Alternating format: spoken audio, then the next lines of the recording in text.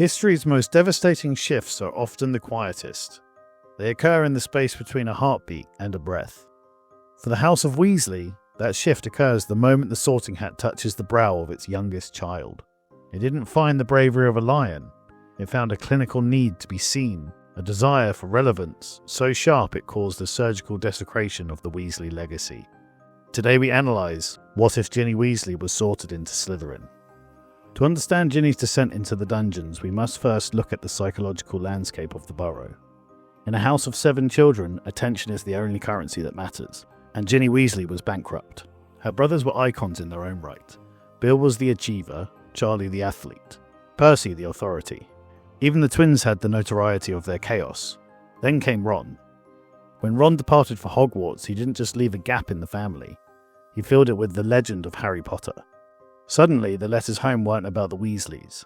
They were about him, the boy who lived. The boy who gave Ron that one thing Ginny craved, a spotlight. The Sorting Hat is a clinical instrument. It does not care for tradition. It cares for potential.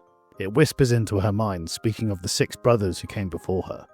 It offers her the safety of the lion's den, the easy path of the 7th Weasley. But Ginny does not whisper Gryffindor. She does not beg for the comfort of her family's shadow. Instead, she asks a single question: where will I be the only? The hat feels the swell of ambition. It recognizes a soul that would rather be hated and seen than loved and invisible. The hat screams, Slytherin. The Great Hall falls into a deafening, unnatural silence. The Gryffindor table, a sea of red hair, is frozen in a collective mask of horror. The fallout is immediate. The blood traitor label, previously a slur used by the Malfoys, now takes on a domestic sting. Percy, ever the bureaucrat, attempts to guide her, a gesture that feels less like brotherly love and more like a clinical correction of a mistake. The twins, usually the masters of levity, find their jokes turning sharp, the laughter replaced by a confused, distant pity. For the first time in her life, Ginny Weasley has the attention she wants, but it is the attention of a specimen under a microscope. In the Slytherin common room, Ginny is a pariah. To the pureblood elite, she is a stain on the green silk. To her family, a tragedy. It is in this vacuum of isolation that she turns to the diary she found mixed with her books. Tom Riddle does not just listen, he invests. He sees the clinical execution of the bullying she faces from Pansy Parkinson and the older elite. He whispers the solution. He teaches her that a Weasley cannot afford to be a victim. Under his silent tutelage, Ginny reaches for the magic that comes most naturally to her, the Bat Bogey Hex. But with Tom's guidance, the spell is no longer a schoolyard prank. It is a desecration of her opponent's dignity, vicious, precise, and terrifyingly effective. The bullying stops. Ginny doesn't want their friendship, she wants their silence. And she earns it. She believes she has found an equal, an architect who understands her. When the blackouts begin, Tom whispers that she is doing justice. In her 11-year-old mind, she rationalizes the petrifications. No one is dying. They are simply being stopped.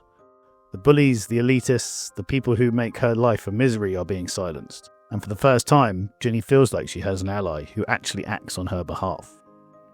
But as the year wanes, the justice turns to horror. She finds feathers on her robes and blood on her hands. She tries to throw the diary away, but the pull is too strong. When she is finally dragged into the chamber, the clinical reality sets in. She isn't Tom's partner, she is his battery. She realizes she has been a fool, a child who thought she was an architect, only to find she was merely a brick in Tom Riddle's wall. When Harry Potter arrives, having tracked the monster through the pipes, Ginny's relief is visceral and pure. As he plunges the fang into the diary, and the shadow of Riddle screams and vanishes, she doesn't see a rival, she sees the saviour. Her gratitude in that moment is the most honest thing she will ever feel. However, as the ink bleeds across the stone floor, Ginny's Slytherin mind begins to reassert itself. She looks at Harry, then at the dead basilisk, and finally at the ruin of her own reputation if the truth comes out. If she admits she was justice-seeking, she is a criminal. If she admits she was a fool, she is weak. As they ascend from the chamber, she makes the choice. She adopts the mask. By the time they reach Dumbledore's office, her guilt and terror are a masterclass in deception. She uses the occlumency she learnt with Tom Riddle, and uses the genuine trauma of her near-death to paint a picture of total helpless possession. She looks the headmaster in the eye and claims she was a passenger in her own body, a victim with no choice. It is her first true Slytherin victory. She has committed atrocities, survived her own ignorance, and emerge not as a villain, but as a martyr. The Weasleys rally around her, shielding her with their pity. As Ginny sits in the hospital wing, she realizes that the truth is a liability, but a well-crafted lie is a throne. She has her mask, now she just has to decide which one to wear next. The third year of Harry Potter's journey is defined by the chilling presence of the Dementors and the shadow of Sirius Black. But for Ginny Weasley, the atmosphere is one of clinical reconstruction. She uses the trauma of the Chamber of Secrets as a surgical tool. By playing the role of the fragile, recovering victim, she ensures that Ron feels a constant protective guilt. He refuses to leave her side, inadvertently pulling her into the inner circle of Harry and Hermione. To the trio, she is the sister in need of protection. In reality, she is an observer embedded deep within their defences. The catalyst for her evolution arrives at the end of the term. As Peter Pettigrew, the man known as Scabbers, flees into the night, his path is intercepted in the long shadows of the Forbidden Forest. It is the youngest Weasley who finds him. She doesn't scream, and she doesn't call for Dumbledore. Instead, she raises her wand and whispers a binding curse pulled from the visceral memories Tom Riddle left behind. The transition from rat to man is a desecration of the natural order. Wormtail, trembling and cornered, looks into the eyes of a 12-year-old girl and sees not a child, but a Slytherin. He recognizes her ambition. He begins to weep, babbling about the Dark Lord's inevitable return and the rewards waiting for those who serve early. He whispers of a world where she could be more than a shadow. She could be a right hand. Ginny listens with a clinical detachment. She realizes that if a mere diary could make her powerful, the real Voldemort could make her invincible. She allows Pettigrew to flee, but not before he provides her with the means to communicate, and a promise of guidance from the shadows. The rest of the year becomes a study in a double life. To the world, Ginny is the recovered student, finally smiling again to maintain her social camouflage.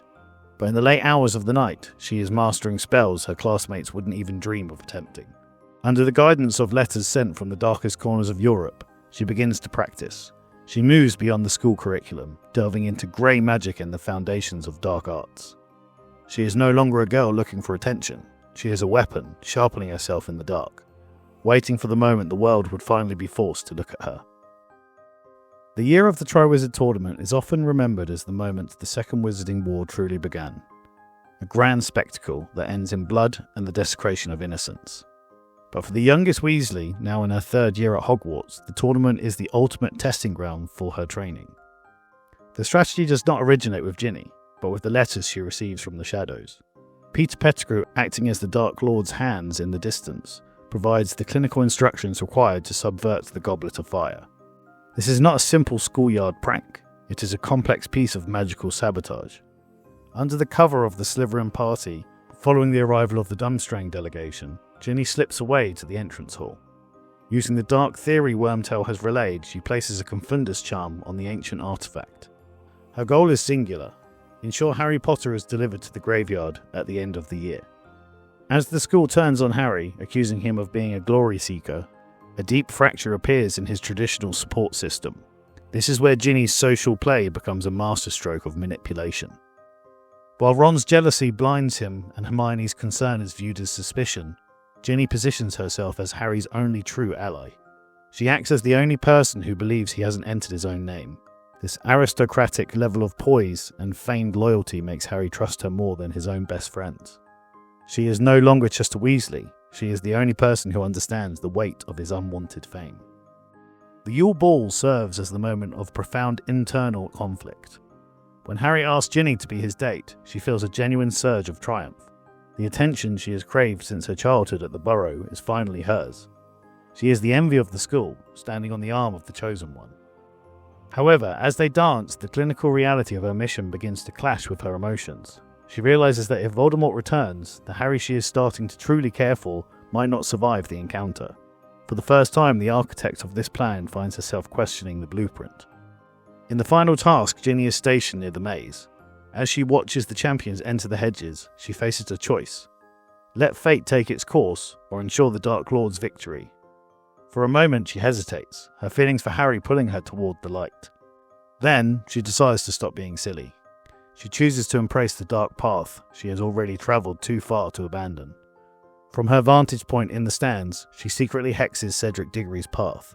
It is a subtle surgical intervention, tripping him, slowing his progress, and subtly nudging Harry toward the centre of the maze. She convinces herself she is helping Harry win the tournament, even as she knows she is handing him over to his greatest enemy. The return from the graveyard changes everything. When Harry reappears with Cedric's body, the horror is a desecration of the school's safety. Ginny is the first to reach him. Her relief at seeing him alive is genuine, but it's quickly overshadowed by her new reality. In the chaotic aftermath of the maze, Ginny is summoned secretly to the presence of the reborn Voldemort. The Dark Lord is impressed. He recognizes the architectural precision of her work. He informs her that the boy must be kept close. The prophecy in the Ministry is the next target, and only Harry can retrieve it.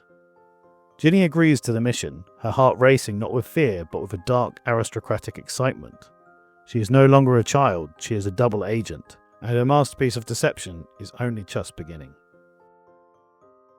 The 5th year of Harry Potter's education is defined by a climate of institutional denial and the suffocating presence of Dolores Umbridge. But while the Ministry of Magic attempts to suppress the truth with decrees and quills, a more subtle desecration is occurring within the student body itself. For Ginny Weasley, now in her 4th year, the formation of Dumbledore's army is not an act of rebellion, it is an act of surveillance. She joins the secret society not to learn, but to report. However, upon attending the first few sessions, her assessment is clinical. The DA is weak. Harry is teaching them to disarm and defend, methods that have already proven insufficient in the graveyard of Little Hangleton. Ginny begins to coach Harry in private, using the trauma of Cedric Diggory's death as a surgical tool. She convinces him that the light magic of the establishment has failed. She argues that if Cedric had known to strike first, how to use magic that is efficient rather than ethical, he might still be alive. Under her influence, the DA begins to evolve.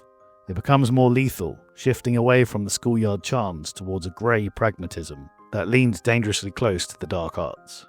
As Harry's magic grows more aggressive, a predictable fracture begins to form within his inner circle. Hermione Granger views these new spells with logical suspicion, while Ron feels the growing distance between himself and his best friend. Ginny exploits this gap with aristocratic precision. She positions herself as the only person who truly understands the darkness Harry is feeling, the only one who doesn't judge the anger simmering beneath his skin. She is driving a wedge, isolating Harry from his traditional moral anchors until she is the only voice left in his ear. The climax of the year arrives in the cold blue light of the Department of Mysteries. Ginny accompanies the group to the Ministry with a secret mission from Voldemort: ensure the prophecy is retrieved at all costs. But during the heat of battle, the architect of this deception faces her first true crisis of identity. In the chaos, she sees her brother Ron in mortal danger. For a fleeting second, a clinical ambition of a Slytherin clashes with the primal ancestral loyalty of a Weasley. She secretly saves Ron with a spell that borders on the forbidden. She clears his path and ensures his survival. But moments later, she sees an even greater opportunity. When Bellatrix Lestrange appears, Ginny sees the moment the witch intends to strike Sirius Black. Ginny has the power to intervene. She has the wand work and the position to save Harry's godfather. Instead, she hesitates. A cold clinical thought crosses her mind. If Sirius dies, the last father figure in Harry's life is gone. There will be no one left for Harry to turn to but her. She lets it happen. Sirius falls through the veil, and the desecration of Harry's spirit is complete. In the aftermath of the battle, as the dust settles in the atrium, Ginny stands in the shadows and watches the duel between Dumbledore and Voldemort. It is a revelation. For the first time, she sees the invincible Dark Lord struggle.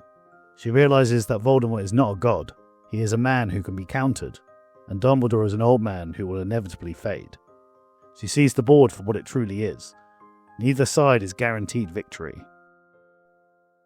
When they return to Hogwarts, she finds Harry shattered by the loss of Sirius. She uses his grief as the final bridge. She is there to catch him as he falls, offering the comfort that only a loyal partner can provide. When they kiss for the first time, it is a moment of genuine passion for Ginny. She does, in her own way, love him, but is also the ultimate shield. She is now the girlfriend of the Chosen One. She is untouchable, and her double life is now buried beneath the most convincing mask of all: love. This is the moment where the architect truly emerges from the shadows. Ginny didn't cast the curse that killed Sirius Black, but she chose the silence that allowed it to happen. So I have to ask, is Ginny Weasley directly responsible for the death of Sirius? And is this the most evil thing she has done so far? or was it a clinical necessity for the world she was building?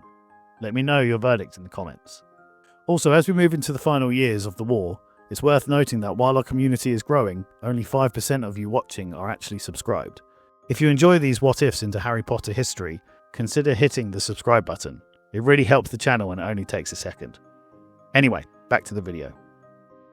The 6th year at Hogwarts is marked by a deceptive calm, a summer of the golden couple that masks a winter of clinical preparation.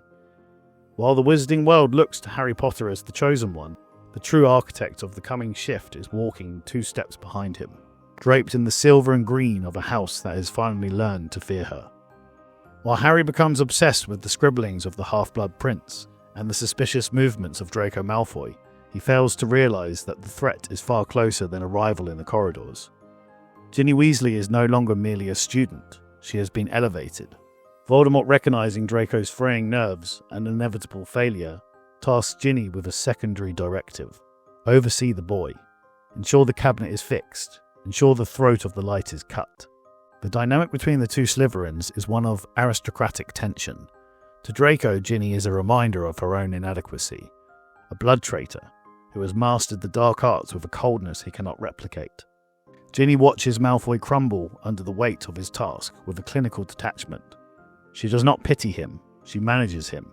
Under the guise of studying in the Room of Requirement, she provides the missing arcane logic needed to bridge the gap between the 2 vanishing cabinets. She is the silent hand that repairs the gateway for the Death Eaters, all while Harry sits mere floors away, convinced Draco is working alone.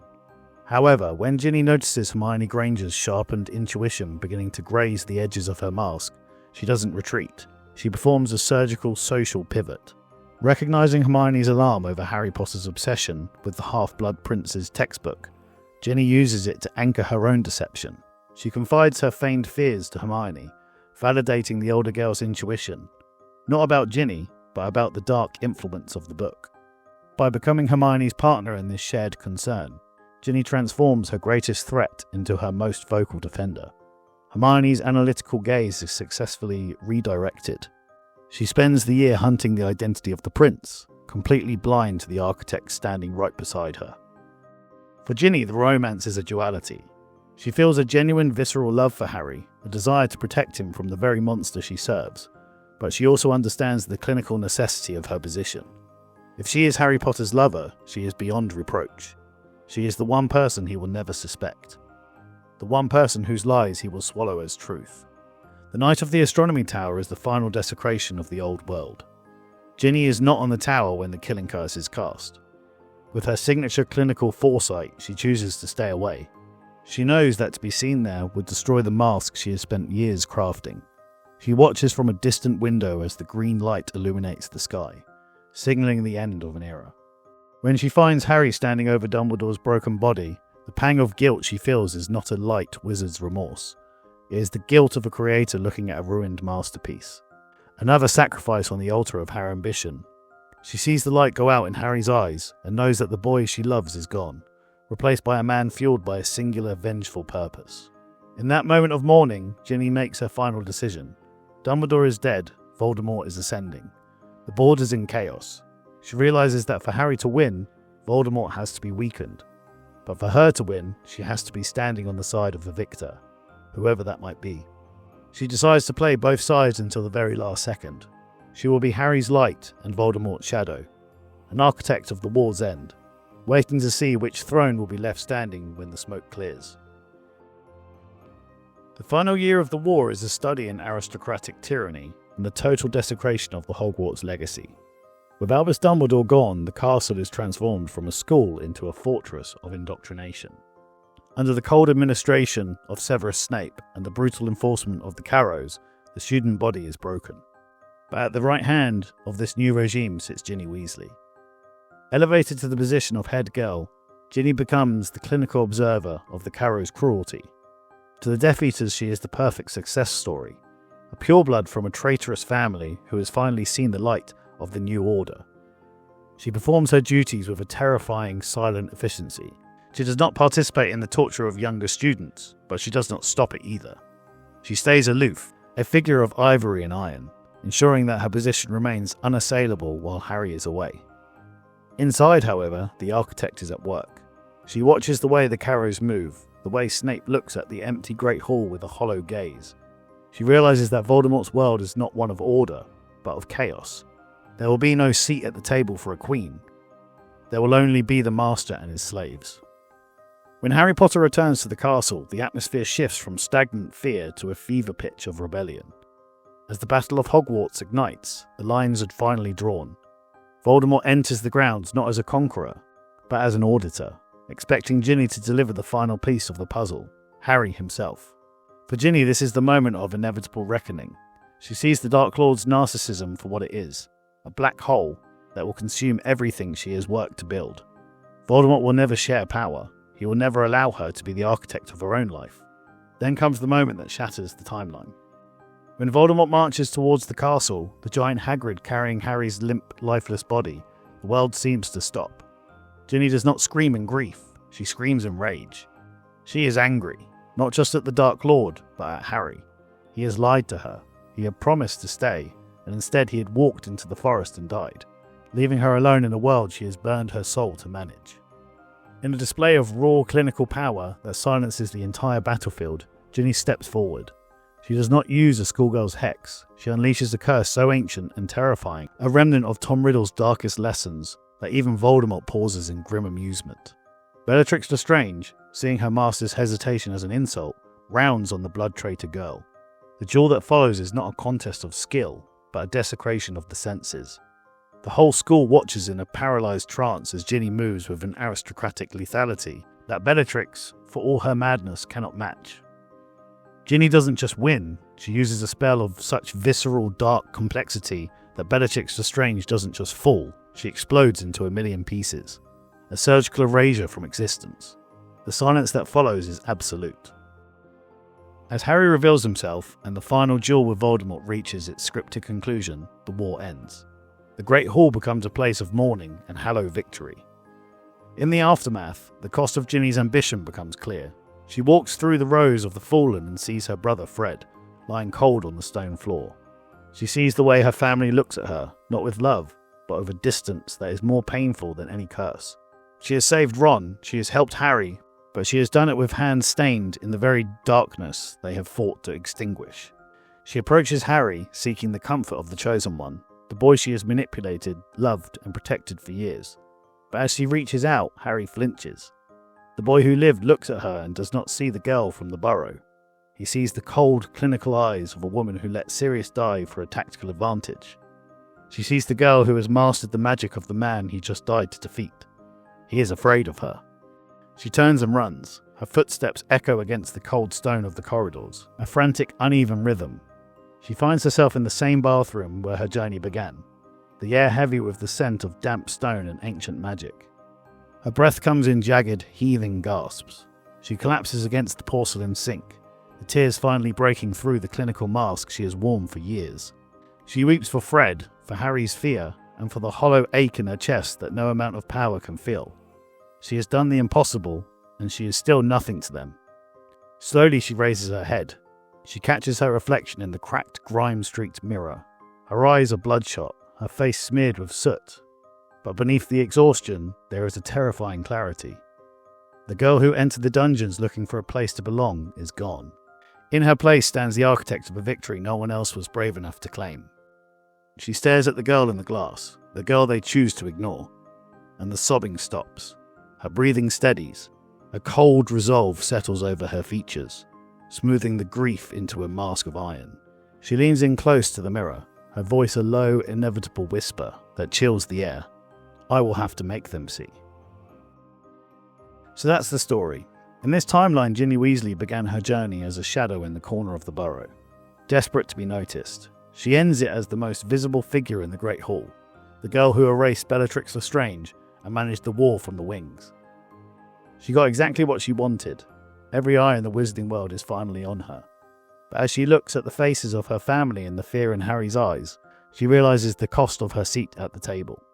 Her work was a masterpiece of clinical manipulation, but in her pursuit of relevance, she performed a surgical erasure of her own humanity.